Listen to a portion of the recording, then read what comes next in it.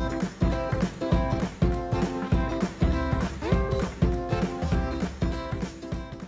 this video, we are going to learn what by actually mean and when and how to use it. So first, let's talk about what is the actual meaning of by. In a simple term, by is a preposition or an adverb. It can show who did something, where something is, how something was done, or even when it needs to be done. That means it helps to connect different parts of sentence to show relationship between them in terms of time, in terms of place, and others. Let's understand this with an example. They will submit the report by the evening. In this example, submit is action, which is verb. Evening is the time, which is noun. By is a preposition. Here, in this example, the preposition by indicates a relationship between the action submit and the time evening, showing the deadline or the time frame within which the action will take place. We have already understood the meaning of by. Now let's look at the different situations where we use it. There are three main ways to use by. The first is in a passive voice. The second is to indicate time, and the third is to refer to place. There are also some exceptional uses of by, which we will discuss later in this video. We use by to show who did an action when we are using passive voice. In English, we often focus on the action itself more than on the person who doing it. This is known as passive voice. So when we use passive voice, we can use a phrase with by to say who did the work or who did the action. For example, the work was done by him. In this sentence, we are more interested in the work than in who done the work. But by adding by him, we make it clear that he did the work. Another example, the picture was painted by Robert. Here in this sentence, by let us know who painted it, even though the focus is on the picture. So remember to use by with a passive voice to show who did the action. Now let's understand how to use by in context of time. So by is used in the context of time to provide a specific deadline for when something must be done or take place. It signifies before or not later than that, or not later than then, a set of time.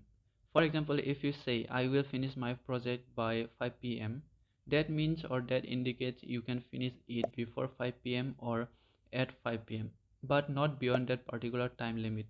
Similarly, we need to submit the report by Monday. That means or indicates that the report must be submitted on or by the Monday's end. It helps to establish a clear expectations for the timing of tasks or events. Using by avoids confusion and ensure that everyone is aware of latest time something can be done. It does not imply you have to wait until then. You can complete sooner. For instance, finishing homework by 8 p.m. could mean finishing at 6 p.m. or 7 p.m. as long as it done by 8 p.m.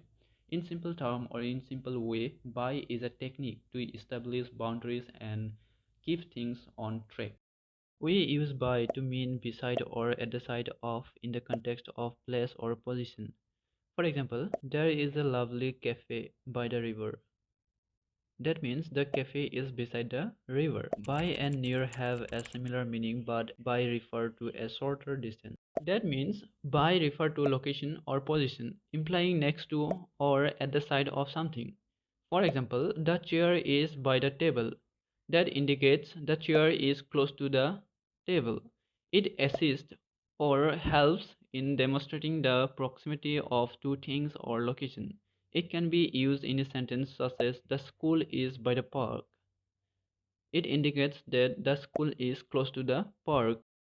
When talking about people, we might say she is standing by the door, which suggests she is next to the door or close to the door.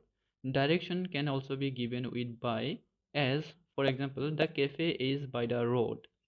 It is clarifying that two objects are close to one another is helpful. It just indicates that they are close, not the precise distance.